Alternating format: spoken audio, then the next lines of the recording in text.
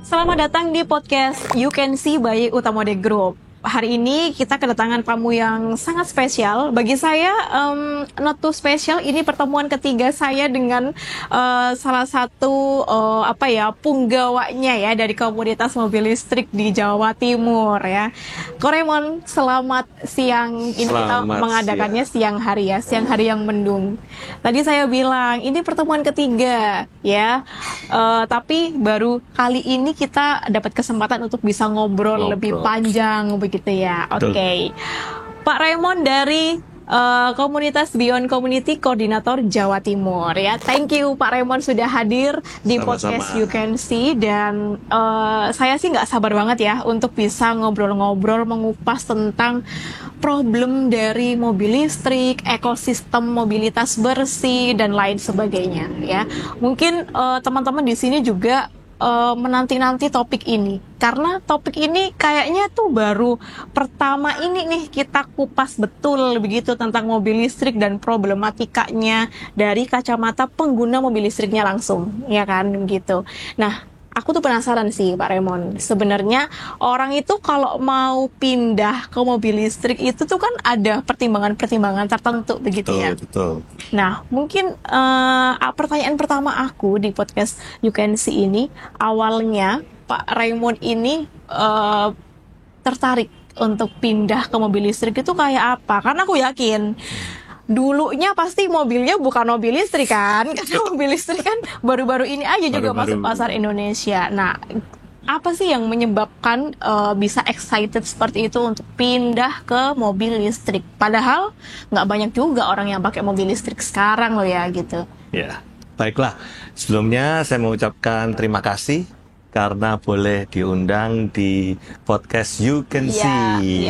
Itu punya dari Utomo ya, Utomo Group. Nah, saya berkecimpung di dunia listrik ini, mobil listrik atau otomotif itu sebenarnya sejak dari dulu ya, karena background saya adalah di lulusan Electrical and Computer Engineering. Oh, I see. Nah, kemudian saya dari lulusan universitas, saya masuk di perusahaan di Amerika. Saya bekerja kurang lebih 14 tahun di otomotif supplier.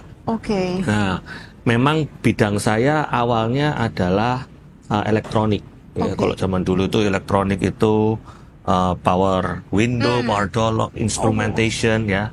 Kemudian baru sekitar tahun 2007 itu saya mendapatkan kesempatan untuk memimpin project di Amerika, di Michigan, itu sebagai engineering project di high power electronic. Saat itu posisinya Pak Raymond sebagai engineering project manager. Saya membawai dari electrical engineer, hardware, kemudian software, mechanical, system engineer. Project saya yang pertama itu adalah GM Volt. Itu adalah yang pertama kali di Amerika itu EREV ya, Extended Range Electrical Vehicle. Jadi kalau waktu itu 30 km pakai baterai, setelah itu ada mesin yang sebagai genset. Itu seperti ada beberapa produk sekarang yang dipakai oleh Nissan misalnya. Jadi mereka pakai di charge, tapi jaraknya tidak jauh waktu itu. Kemudian saya masuk di dalam project Tesla awal-awal, terus kemudian Daimler. Jadi banyak saya berkecimpung di dunia mobil listrik sampai tahun 2014. Jadi sebenarnya kenapa saya sangat senang berhubungan dengan mobil listrik ini ya, karena background saya yang dari dulu memang mencintai hal-hal yang berhubungan dengan mobil listrik, gitu. Otomotif, kebersihannya ya, dari polusi, teknologinya seperti itu. Namun setelah saya pulang, saya kembali ke Indonesia tahun 2014. Tahun 2014 sampai kira-kira tahun 2020-an kan jeda yang cukup lama teknologi mobil listrik di Indonesia itu hampir belum ada waktu itu ya. Sampai kira-kira mulai ada lagi itu tahun 2000-an ya, 2021, 2022. Yang sempat kita mau mencetuskan mobil listrik dulu itu ya. Kemudian ada satu manufacturer yang menjadi mungkin salah satu pionir di Indonesia. Kemudian saya memutuskan untuk menjadi salah satu yang pertama untuk membeli produk tersebut Hyundai Ioniq 5 itu yang lagi keren-kerennya saat itu ya. Karena itu yang benar-benar full platform ya, dibangun dari ground up EV. Jadi saya pakai itu, kemudian sampai di produk BYD karena BYD ini merupakan salah satu produk yang sudah established di seluruh dunia. Iya, betul. Bahkan hampir kalau tidak ya terakhir datanya kalau tidak salah yang tertinggi penjualan ya. Menguasai pasar mobil listrik seluruh Indonesia. Dunia seluruh dunia seperti itu BYD. Jadi saya juga dulu di Amerika juga berhubungan dengan BYD, tapi pada saat itu masih belum electric vehicle, masih ICE, masih internal combustion engine, masih desainnya masih sangat-sangat memprihatinkan. Namun berkembangnya dia kan berasal dari pabrik baterai ya. Terus kemudian berkembang, kemudian desainernya import dari merek-merek yang sudah established dan sekarang masuk ke Indonesia dan itulah kecintaan saya kembali ya. Bukan kembali timbul ya, memang sudah dari dulu passionnya memang di electrical vehicle. Kalau dilihat dari pengalamannya Pak Raymond, emang dari dulu sudah tahu benefit-benefit dari mobil listrik, memang ngerti cinta dengan mobil listrik. Berarti kan beli itu karena kebutuhan ya, kalau aku rasa ya, karena memang sudah paham betul dengan mobil listrik. Paham betul, tapi jujur masih tetap sepertinya teori ya. Kalau tidak dialami, tidak benar-benar kita memakainya, itu untuk ceritakan kurang meyakinkan. Kurang meyakinkan, dan betul. Siapa lagi kalau bukan kita-kita, gitu. Saya percaya banyak di Indonesia ini yang berpikiran maju, maju bukan hanya saja untuk leap forward, untuk berani mencoba, tetapi juga kita concern sama environmental ini, kondisi lingkungan ini ya. Jadi betul. Tapi Pak Raymond, Pak Raymond ini adalah satu mungkin dibanding 1000 pengguna mobil listrik sekarang itu yang merasa kebutuhan. Kalau bagi Ko Raymond sendiri ya, dengan sekarang peningkatan pengguna mobil listrik itu tinggi sekali, itu hanya sekedar mengikuti tren atau mungkin ada satu kebutuhan khusus nih Pak untuk kita memang harus beralih ke mobil listrik? Awalnya mungkin tren ya, karena belum banyak yang mencoba. Tetapi karena tidak ada salahnya dengan tren, kalau tren itu positif dan semakin orang memakai dan mereka bercerita bahwa ternyata memang nanti mungkin kita bisa bahas lebih lagi banyak positifnya. Dan untuk apalagi mobil itu kalau buat kita sehari-hari itu kan memang kebutuhan. Betul. Kebutuhannya dipakai sehari-hari untuk mobilitas. Betul. Nah itu memang bagusnya untuk mobilitas city, untuk kerja itu memang harus sebaiknya pakai mobil elektrik karena benar-benar banyak sekali benefitnya ya. Iya, betul. Jadi kebutuhan. Gitu. Salah satu mungkin yang jadi worry-nya orang-orang itu adalah ngecasnya nanti seperti apa. Karena kita sudah kebiasaan mampir ke SPBU, begitu kan. Nanti kalau nggak ngecas terus mogok di jalan seperti apa. Nah, kemarin kan kita sempat ketemu di road trip ya. Betul. Pak Raymond ya. BYD kemarin itu habis ngadain road trip Jakarta-Malang. Ya, mampir ke Surabaya dan sempat kita bikin acara juga. Nah, itu pengalaman untuk bikin acara road trip itu pertama kalinya atau? Itu pertama kalinya. Jadi diadakan oleh kami dari Beyond. Beyond itu apa? Beyond ini adalah komunitas resmi pemakai-pemakai BYD segala tipe dari Seal, Dolphin, Atto 3 dan juga M6. 4 berarti ada 4 ya. Ada 4, kemungkinan akan bertambah. Pastinya sih. Pastinya ya. Nah, Beyond ini merencanakan karena ya mereka mungkin tahu saya ada di Surabaya, terus kemudian gimana kalau kita mengadakan road trip ke Surabaya. Ini jarak yang dari Surabaya tapi sampai Malang ini. Jadi judulnya road tripnya from from Jakarta to Malang. To Malang. Cuma yang membuat road trip ini spesial adalah road trip ini benar-benar independen. Jadi tidak ada persiapan yang spesial yang dipersiapkan oleh BYD sendiri dari ATPM ya, ataupun dari sponsor-sponsor, misalnya dari SPKLU-nya, itu tidak ada persiapan tertentu. Jadi biasanya ya, kemungkinan ya, saya tidak disiapkan, dipastikan SPKLU-nya harus jalan, harus dikawal, kemudian betul. Kemarin kan nggak ada pengawal. Ini benar-benar kita mau mensimulasikan, sepertinya kita jalan itu sendiri. Jadi benar-benar pengalaman apapun, baik dan buruknya kita mau terima dulu. Mau terima dan kita mau nikmatin. Nah, biasanya untuk road trip yang panjang itu memang banyak sekali kekhawatiran. Iya, betul. Ditambah dengan mana bisa kita itu jalan dalam jumlah yang banyak. Berapa waktu itu, berapa unit, Pak Raymond? Unitnya kalau yang dari Jakarta sampai di Surabaya, karena kami menunggu di Surabaya itu sekitar 25. Plus juga. Dari yang Surabaya sekitar 30-an. 30 Jadi mereka dari sana 20-an lebih itu, yang lebih membuat kompleksitas adalah tipenya kan macam-macam. Ada yang seal, ada yang seal all wheel drive, yang biasa, atau terus kemudian ada Dolphin, ada M6 di mana kapasitasnya bermacam-macam dan lain segala macam. Jadi tentunya kita membuat suatu planning, gitu. Nah ini pembuktian bahwa sebenarnya tempat-tempat SPKLU di Trans Jawa ini sebenarnya sudah cukup baik, karena hampir setiap SPKLU yang ada itu ada di rest area. Jadi setiap rest area itu ada SPKLU. Dan bahkan di setiap SPKLU ada lebih dari satu. Di setiap rest area ada lebih dari satu SPKLU. Jadi bisa bersamaan. Betul. Kita mengadakan studi, jadi kita bagi itu. Mana yang grup mana masuk dulu, ini masih jalan, terus kemudian ada titik temunya, jalan bersama-sama. Dan ternyata kalau kita mengecas dengan benar, di sampai 80%. Oh, batasnya 80%. 80%, karena kalau kebiasaan orang kan mau dipenuhin ya. Dipenuhin. Jadi betul. dari 10 sampai 80% itu cepat. Misalnya mobil nyetir kita sampai di 40% ya.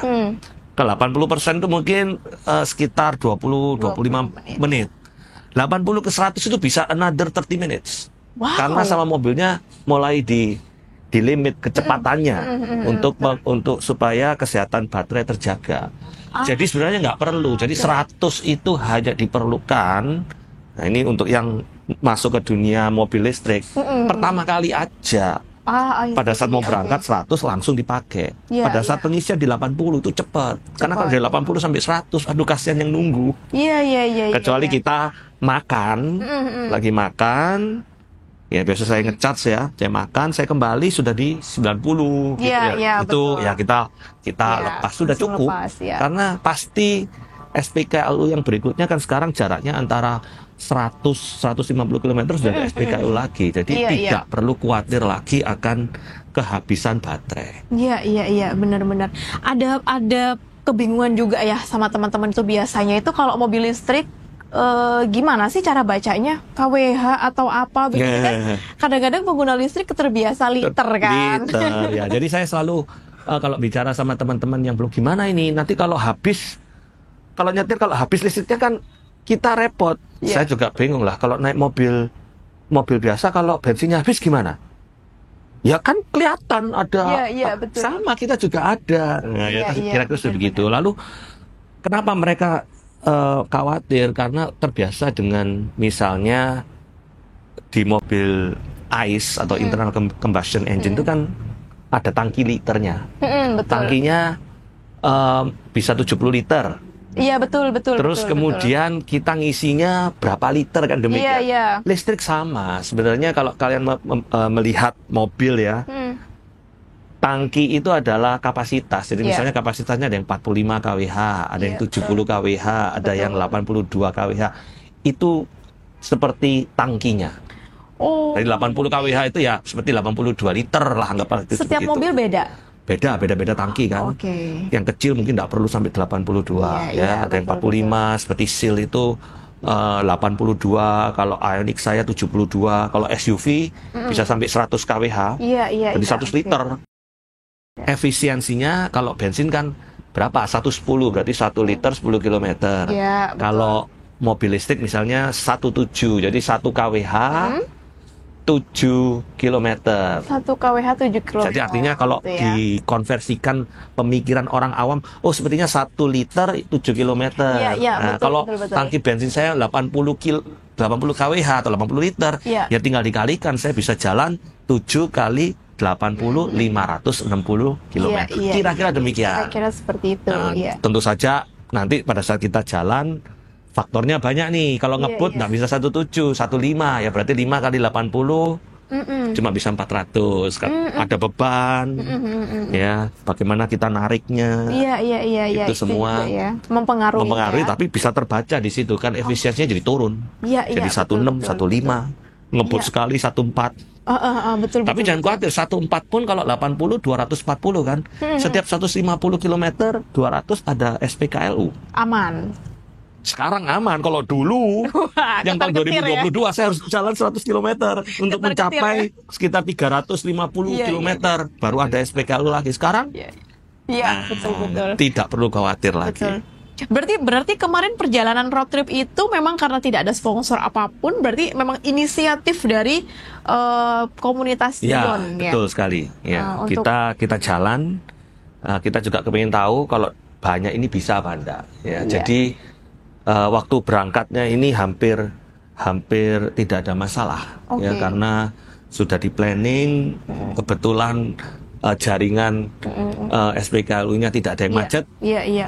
Di perjalanan hujan gitu nggak sih? Kok ini pertanyaan yang agak aneh, tapi memang harus tertampil rasanya di podcast, karena mumpung saya ngomong sama pengguna mobil listrik langsung. Kesetrum nggak sih? Saya dulu kalau waktu beli itu yang membersihkan sopir saya, Pak, ini kalau kena air kesetrum nggak ini? Takut ya. Jawabannya enggak ya, karena tentu saja suatu teknologi, apalagi seperti mobil. Nah, saya ini kan dulu masuk di dalam industri mobil listrik dari tahun 2008. Mereka punya standarisasi safety-nya itu wow, luar biasa. Tingkat tinggi lah pasti. Kalau saya dulu masih ingat itu pengetesan itu benar-benar sangat-sangat detail. Air dimasuk itu semua tidak boleh sampai bisa ada kesetrum lah atau apa istilahnya. Jadi aman. Dan saya sudah membuktikan hujan. Saya tarik itu kabel, hujan deras ini saya charge-kan, tidak ada masalah. Banjir tidak ada masalah. Malah lebih aman dari mobil yang mobil biasa, karena tidak ada silinder kan, tidak ada apa itu hammer, water hammer itu, yang kalau mogok, wah bengkong kan silinder. Benar. Ini tinggal jalan aja. Itu kira-kira. Kalau tadi aku lihat tangkinya itu kan memang sama dengan mobil konvensional ya, beda-beda lah gitu. Berarti kalau dari tarif kemarin road trip seperti itu tuh dari segi kalau kita bandingkan dengan mobil konvensional gitu, lebih hemat mana sih kalau pakai mobil listrik itu? Jauh lebih hemat. Jadi kalau kita kalkulasi ya, dari Jakarta sampai Surabaya itu kan kira-kira 800 km. Anggap aja 800 km. Kalau kita saya punya mobil Seal, jadi saya pakai Seal aja. Berarti kalau saya efisiensinya sekitar 1:5, jangan 1:7 lah, 1:5, karena saya kepingin juga jalannya cukup enak, lancar, nggak pelan-pelan gitu ya. 1:5, 5 kali 80 itu sama dengan 400 km. Berarti saya harus ngisi 2 kali. Kira-kira 2 kali lah ya. Hanya 2 kali ya. 2 kali pengisian ya. Jadi kalau sekitar 800 itu berarti kan butuh 106 2 kali tangki. Ini cepet, ini kasar-kasaran ya. Berarti 2 kali tangki, 80 kali 2 160. 160 dikalikan 2.400. Itu 1 kali jalan. 1 kali jalan ya. Sedangkan kalau mobil biasa 800 1:10 misalnya ya, mobil kita ambil rata-rata berarti 80 liter kalikan 15.000, nah itu kira-kira hampir 1:5 lah, lebih murah. Belum lagi kalau gratis, ada beberapa SPKU yang gratis kalau dari Surabaya ke Jakarta nih, sementara ini masih ada yang gratis. Betul. Ada 2 spot, jadi Surabaya Jakartanya gratis, Jakarta Surabayanya itu tadi 200. Kalau tak hitung tuh bahkan lebih hemat 70% ada loh itu. Kalau di total kan betul. Ada itu hemat 70% tuh ada. Iya. Karena perbandingannya 1 kWh berarti 1 liter ya. Ini teman-teman kalau masih bingung. 1 kWh tuh 1 liter 2.400 ya. Betul. Hitungannya dengan 1 liter yang sekarang sudah lebih dari 10.000. Ya, jadi kalau kasarannya rata-rata itu 1:5. 1:5. Jadi perbandingan jadi berapa? Kalau 1:5 itu sekitar 20%-nya dari biasanya kita menghabiskan bensin ya. Tergantung Dex lebih mahal lagi. Saya punya mobil dengan Dex itu. Sekarang kalau kena mobil listrik, aduh, saya nggak keluar mobil listrik terus ya. Mobil listrik tapi aja gitu ya. Keuntungan dari mobil listrik nanti mungkin bisa lebih jelaskan lagi. Tidak hanya di biayanya saja, biaya listriknya, segala aspek itu. Kayaknya apa aja tuh? Maksudnya orang itu pasti cara menariknya itu dari pertama tarif itu tadi ya digaung-gaungkan hemat segala macam. Yang kedua memang tidak berpolusi gitu. Yang ketiga tuh ada lagi nggak sih? Ada. Jadi gini, kenapa orang tidak mau berpindah ya ke takut berpindah? Pasti yang pertama kali sanggahan utama yang saya dengar itu adalah bahwa mobil listrik ini harga jualnya turun. I see, oke. Iya. Harga jualnya turun. Gitu. Nanti karena apa? Karena 50% dari itunya adalah baterai. Baterai yang pasti downgrade maksudnya. Iya. Terus kemudian garansinya baterai berapa? 8 tahun. Wah, kalau bisa 8 tahun kan tidak bisa dijual. Tapi kalau saya kembali bertanya, kalau kita beli mobil biasa, garansi transmisinya dan segala mesinnya ada yang 8 tahun. Tidak ada. Benar. Ya, tapi kan enggak rusak lah. Baterai 8 tahun ya enggak rusak gitu ya. Benar. Nah, karena saya tahu validasinya pun sampai 15 tahun. Kalau saya waktu dulu jadi engineer itu standarisasi engineering ya. Nah, kemudian depresiasi. Kalau kita beli mobil listrik yang mahal, 2M misalnya ya, atau mobil apapun yang 2M depresiasinya juga besar. Kita beli ya 1 tahun pakai sudah 50%. Hilangnya 2M jadi 1M hilang. Iya, benar. Makanya belinya mobil listrik jangan yang mahal-mahal. Yang disubsidi sama Indonesia. Okay. Banyak sekarang mobil-mobil listrik sudah di angka 400-an, 400-500. Iya. Mau hilang berapa, tetap tidak semahal yang dulu. Kalau dulu kan mobil listrik 2M, 1,5M, ya itu depresiasi mahal, ya. Betul. Jadi anggap aja 400, 50% lah depresiasi langsung. Kan tinggal mobil saya tinggal 200, tapi ingat, saya sudah kalkulasi ini. 3 bulan kita bisa menghemat listrik itu 10 juta. Dibanding ongkos bensin ya. 1 tahun 40 juta kali 3 120 juta. Nah, 3 tahun kita sudah save 120. Nah, 400 kurangi 120. Itu berarti sudah 280. Iya, betul. Belum saya ngitung depresiasi dong. Belum depresiasi. Masih dari bensin saja. Bensin doang. Pajak. STNK berapa? Rp143.000. Kalau mobil listrik. Mobil listrik, seal. Lah kalau mobil Fortuner ya maksudnya yang biasa-biasa lah yang ada di Indonesia. Saya punya Palisade wah mahal 9-10 juta per tahun. Kalikan 3. Betul. Ya toh. Nah, jadi dari hal itu kalau kita combine benar-benar sangat ini ya. Apa tuh namanya masuk akal gitu ya. Tadi bener, sudah 120.000, terus kemudian dengan PPN, terus kemudian dengan apa namanya segala macamnya. Tadi kan dari 400 jadi 200.000. Nah, ini belum sudah hampir sama, belum depresiasi. Jadi sebenarnya oke. Jangan mahal-mahal belinya. Kalau menurut saya ya. Tapi kalau mau ya comfort atau apa ya mungkin ya nggak apa-apa. Tapi sudah oke lah. Nah, buat saya sendiri kalau untuk yang punya usaha Ya sebenarnya kalau itu masuk sebagai mobil usaha, ya toh bisa didepresiasi dan lain segala macam, ya lebih masuk ya, lebih masuk lagi. Mungkin sudah saatnya untuk beralih ke mobil listrik untuk mobilitas dan segala macam. Banyak perusahaan juga sudah mengalihkan mobil operasional mereka ke EV begitu ya. Betul ya. Ada riset katanya 92% orang yang pernah pakai mobil konvensional itu nggak akan balik ke konvensional lagi kalau udah coba mobil listrik. Nah, ini menarik. Karena biasanya yang saya dengar di media sosial, orang yang sudah punya EV itu kapok dan mereka mau kembali ke mobil yang biasa. BBM, ya. Saya bilang, saya enggak. Sebagai pengguna ya. Sebagai pengguna, saya malah sekarang mobil kedua saya juga EV. Jadi saya punya 2 mobil karena sangat-sangat enak. Selain tadi benefit dari segi keuangan sebenarnya. Juga naikannya enak, mobil tidak ada getaran, itu beda sekali kesenyapan ya. Kalau kepengen suara gimana, ada beli modulnya itu, jadi suara mobil listrik yang suara brong gitu. Tapi tidak ada getaran, tarikan instan. Kemudian yang menjadi testimoni itu kalau saya memang sudah dari dulu seneng mobil listrik. Istri saya, keluarga saya. Bisa cerita, waduh enak nih. Enak banget ya, gampang begitu ya. Nice banget.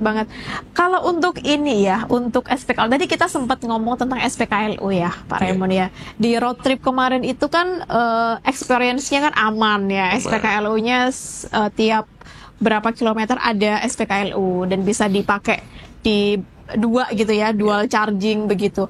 Nah, sejauh ini memang masih ada riset tingkat SPKLU kita itu masih jomplang memang dengan sekarang pengguna mobil listrik yang sudah sangat amat membludak ya, begitu terkait terlepas dari tadi tren atau kebutuhan, tapi memang faktanya memang banyak sekali sekarang aku temuin di jalan itu mobil listrik. Bahkan kita pun nggak di Jakarta yang ganjil genap seperti itu tuh sangat bisa merasakan begitulah ya. Nah, kalau menurut Pak Raymond sendiri mungkin bisa disambungkan dari pengalaman road trip kemarin tuh, SPKLU kita itu sebenarnya masih kurang banyak atau udah cukup atau bagaimana sih Pak? Kalau dikatakan cukup, masih belum cukup. Iya. Tapi untuk kondisi saat ini kita melihat karena Indonesia ini mulainya dari awal, dari tidak ada mobil listrik ya. Iya, betul. Nah, kemudian saya juga bersyukur, saya mau appreciate pemerintah Indonesia, komitmen mereka untuk meningkatkan SPKLU yang ada di Indonesia ini cukup baik. Menurut saya cukup baik, karena saya dari tahun 2022, 2023, 2024 saya melihat benar-benar perkembangannya itu dari tidak ada menjadi ada, bersamaan dengan peningkatan pembeli mobil listrik ini. Jadi beriringan, bukan mobil listrik dulu sampai banyak baru dibangun. Nah, ini kalau itu menjadi masalah. Jadi masih cukup tapi kalau bisa lebih ditingkatkan lagi gitu loh ya. Kalau di Trans Jawa waktu kita road trip, saya terus dihibur ya, karena melihat kalau dulu satu SPKLU atau beberapa SPKLU hanya ada satu. Kemudian tahun 2023 awal Nataru, mereka PLN memberikan suatu pengumuman bahwa setiap SPKLU hampir lah atau dikatakan semua sudah ada, setiap rest area ada SPKLU-nya. Kemudian saya barusan ini yang road trip, saya kembali ke Jakarta, jadi saya ikut, jadi kebalikan, mereka ke Surabaya, saya di sini ke Malang. Terus mereka kembali, saya ikut ke Jakarta.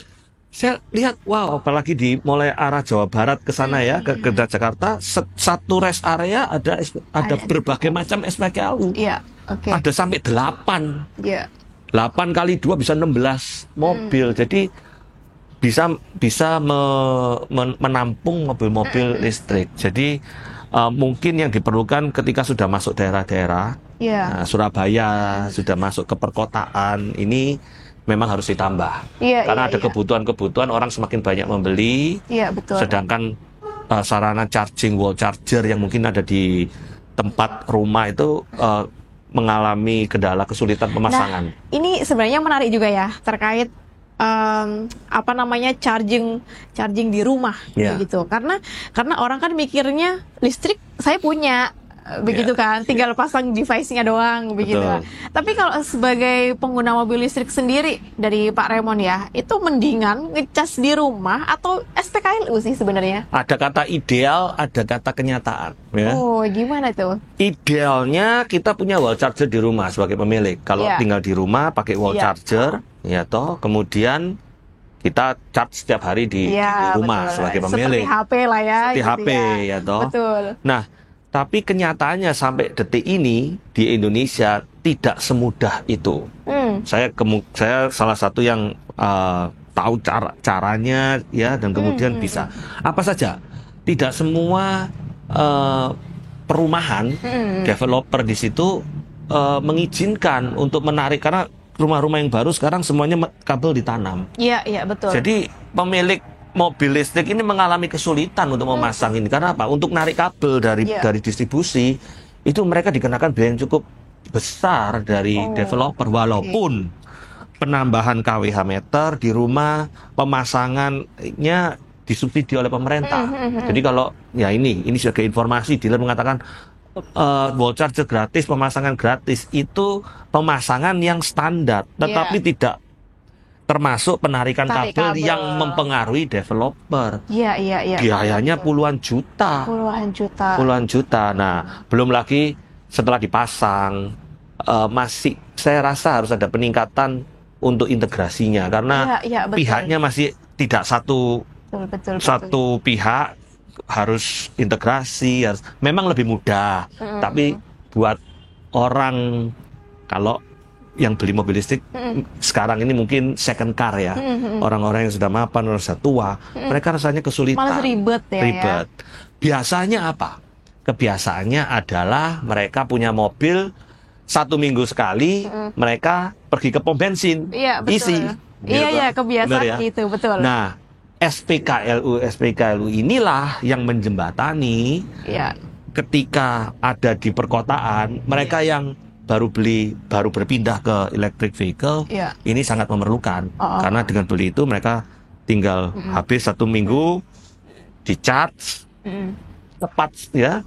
Saya lihat Utomo di daerah barat, Utomo Charge Plus ini ada di Spasio, ada di Nathos ya toh. Nathos coming soon di Holland. Di Holland. Ya, Loop Plaza ya. Berarti itu ada banyak di situ ya. 16 itu. Wow. Di Spasio kemarin Pak Raymond sempat nyobain 4 charging ya. 4 charging. Ada 4 charging, ada 2 plus 6. Berarti wow, sudah 10, 11, 12. Iya, dual charging. Dan itu 30 menit sudah cukup itu untuk 1 mingguan lagi itu. Nah, ini yang dibutuhkan sebagai transisi. Dan bukan hanya itu lagi, banyak sekarang di perkotaan, misalnya di daerah barat, banyak apartemen dibangun. Nah, bagaimana ya orang mau punya mobil listrik untuk mengecharge? Pasti mereka tidak bisa pasang wall charger yang dari dealer, tidak bisa, tidak boleh. Apakah mereka akan menyediakan? Mungkin, tapi mungkin AC lama. Terus yang punya 20, 30 betul. Setiap 30 hari sekali kita nggak mungkin. Betul. Nah, inilah apa itu pentingnya SPKLU. Betul. Memang di Utomo Charge Plus memang SPKLU ini sangat kita tekankan dalam infrastruktur mobilitas bersih, karena di mana-mana orang kan selalu ayo mobil listrik tingkatkan segala macam. Nah, kita harus pahami juga bahwa infrastrukturnya pun harus dibenahi, ekosistemnya harus dibenahi.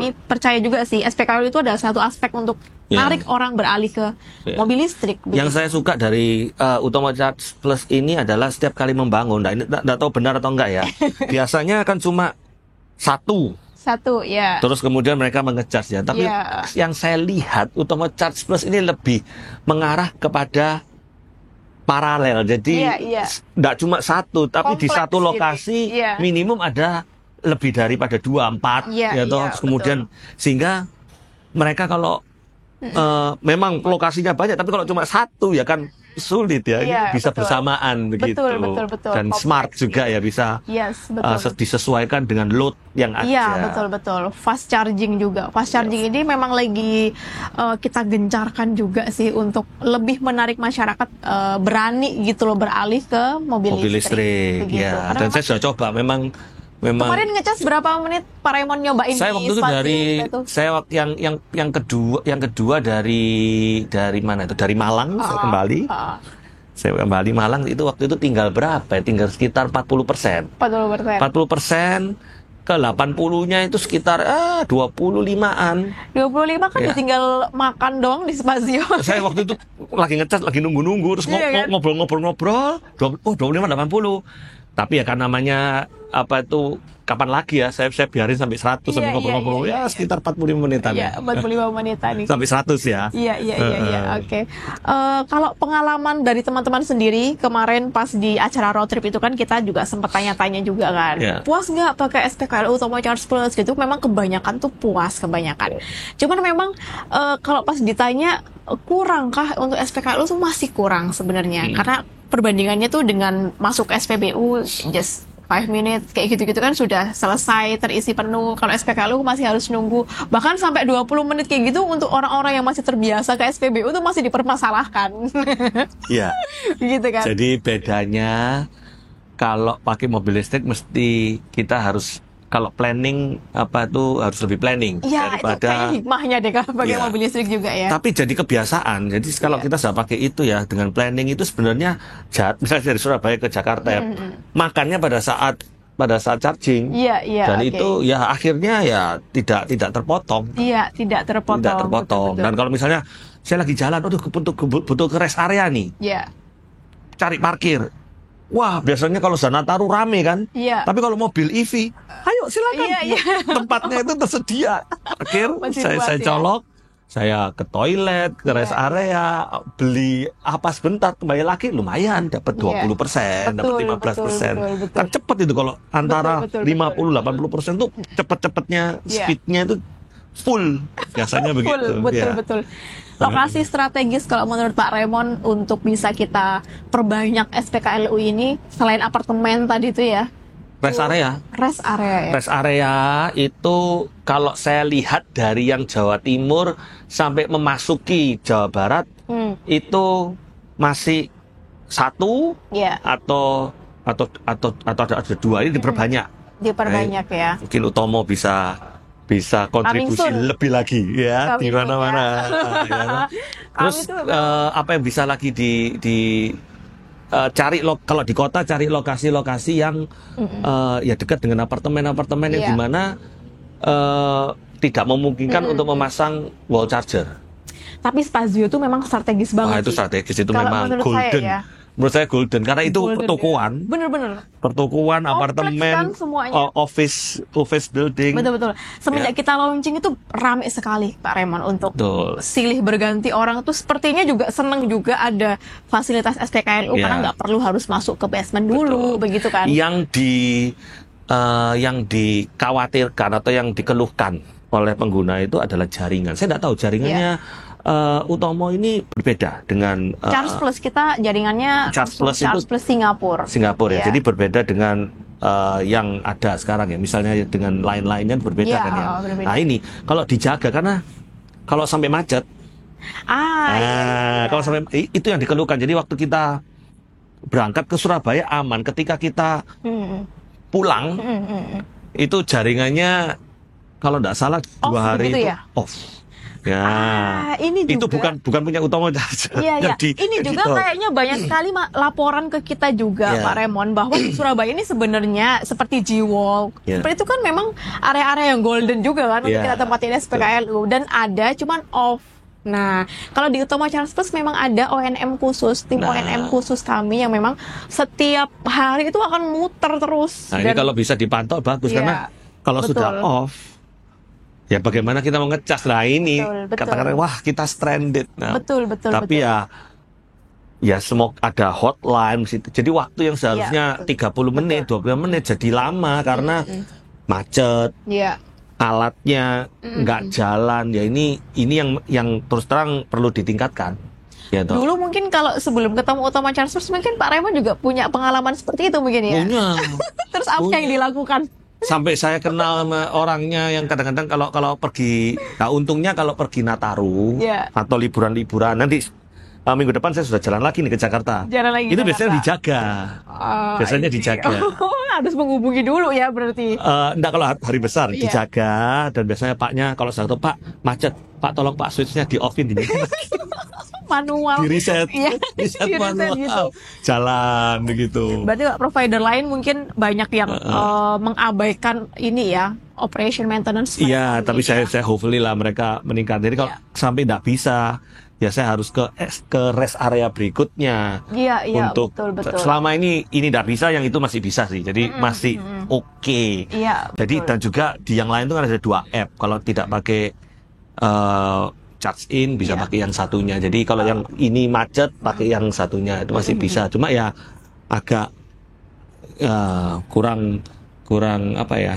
Kurang enak karena ya udah gak happy, udah nggak mood jadinya, ya udah nggak mood jadinya gitu kan. Terus speednya kadang-kadang turun karena mesinnya mungkin kepanasan atau apa. Betul. Mesinnya bisa 100 kW tapi cuma bisa 50. Betul. Mesti di reset apa. Itu yang kendala-kendala yang saya alami ya. Tapi again, berkembangnya waktu, saya kira dengan banyaknya feedback untuk provider saya kira akan diperbaiki. 2025 ini bakal jadi tahun pentingnya dari pengguna mobil listrik nih Pak Raymond. Digadang-gadang seperti itu. Digadang-gadang 2025 ini bakal jadi titik balik, orang-orang itu bakal berburu mobil listrik. Katanya sih seperti itu, gitulah. Masa depan Indonesia dengan adanya riset seperti itu, dengan sekarang SPKLU yang mungkin bertambah banyak juga. Menurut Pak Raymond, masa depan kita untuk menatap mobilitas bersih, net zero emission seperti itu seperti apa Pak?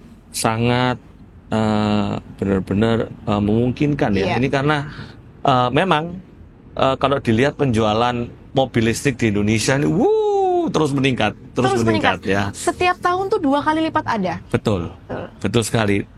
Tapi juga mohon mungkin kepada pemerintah Indonesia supaya subsidinya jangan diberhentikan. Buat kita konsumer ya, atau dilanjutkan. Betul. Ini tidak tahu katanya sampai bulan Juni atau diteruskan ya. Karena ya itu sangat membantu karena harganya sekarang sudah di harga-harga mobil biasa. Dan keunggulan tadi kita sudah dari segi harga. Mobil listrik itu menarik, desainnya menarik, fitur-fiturnya tidak dipotong-potong, ya langsung ada semua, adasnya, fitur-fitur elektroniknya, dan bagus macam-macam sekarang dari berbagai macam brand sehingga bagus untuk consumer ya, untuk memilih. Dan akibatnya adalah ya pasti berdampak pada lingkungan juga. Ya, ngomong-ngomong tentang lingkungan ya. Memang mobil kalau dilihat dari data bukan kontributor yang pertama untuk polusi, tetapi kita lihat sudah juga di sepeda motor, menjadi sepeda motor listrik. Ini kalau bisa terus dikembangkan, saya kira bagus untuk lingkungan ya. Saya kira juga pemerintah juga perlu mempertimbangkan juga ya untuk beralih juga ke moda transportasi berbasis listrik seperti bus listrik. Bus listrik sudah ada. Di Surabaya sudah ada ya. Ya, bus listrik di Jakarta saya lihat ya. Jadi less pollution lah. Ya. Less pollution. Tapi memang benar kalau tadi dibilang sektor transportasi itu nggak begitu banyak di global warming sumbangsinya, tapi menempati urutan ketiga. Selain industri, nomor 3-nya itu adalah transportasi memang. Dan kalau memang kita berlama-lama terus di konvensional ya, batu bara seperti itu ya, gimana kita nanti akan menghadapi isu-isu global warming dan segala macam. Sekarang Indonesia sudah mulai menatap ke situ. Kiblatnya masih tetap China gitu sih. China tuh memang leading sekali sih untuk zero emission tuh memang leading sekali teknologi mereka. Ada orang mungkin kata begini ya, kalau mobil listrik, semua listrik kan jadi polusi juga, pembangkit listriknya kan kan masih pakai. Tapi argumen ini menarik. Saya tuh berpikir, gimana tuh? Kalau kita tidak berpindah ke mobil listrik, transportasi listrik lah ya, maka bahan fuel ini akan diangkut dengan kapal yang menggunakan polusi. Kapal kan polusi. Ya, terus masuk kepada pabrik yang mengolah, pabriknya polusi. Kemudian pembangkit tenaga listriknya mau pakai batu bara, polusi. Kemudian dia mengolah apa?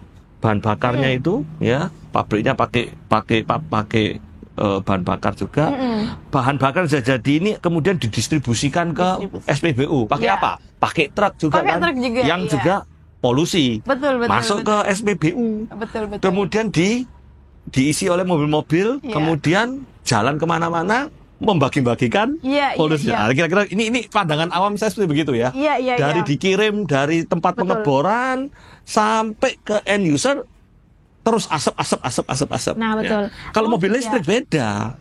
Gimana? Bahkan batu bara. Pabrik pembangkit tenaga listriknya kalau pakai batu bara, itu kan polusi. Ya, itu polusi. Tapi sesudah itu kan berhentinya pabriknya, memang mungkin ya pembangkitnya yang masih polusi, tapi mobilnya kan sudah tidak polusi. Iya, betul. Mengurangi pasti. Betul. Kita mengenal istilah net. Net itu artinya sama kan maksudnya, bukan yang menolkan, bukan. Kita mengenal istilah itu, dan kita juga kalau di mobilitas bersih itu kita mengenal namanya jejak karbon, ya kan.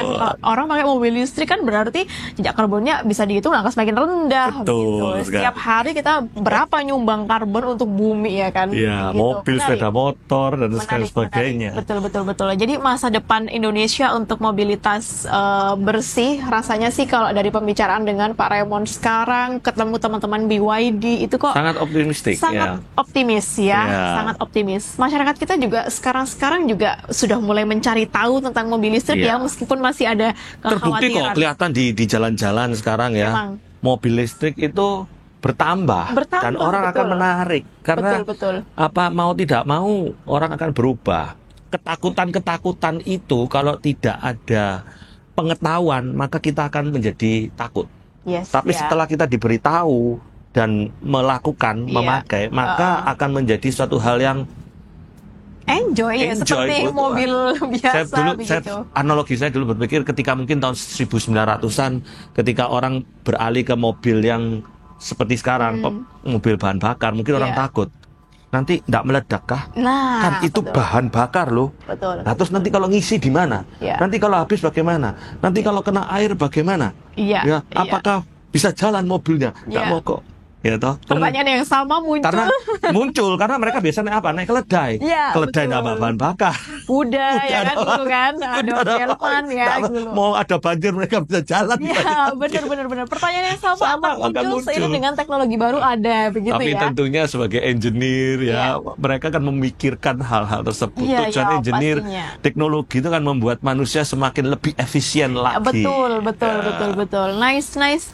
Ada pesan nggak Pak Raymond untuk orang-orang yang mungkin bahkan sampai melihat podcast kita ini pun masih bertanya-tanya dan masih khawatir? Ada pesan nggak?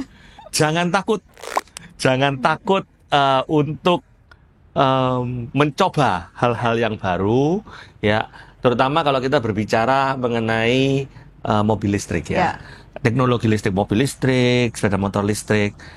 Karena saat ini kita sudah mengalami moda-moda transportasi listrik yang harganya sudah menyamai mobil-mobil biasa dengan fitur-fitur yang lebih lengkap. Lebih lengkap. Coba dilihat di market, lebih lengkap, lebih enak. Jadi jangan takut.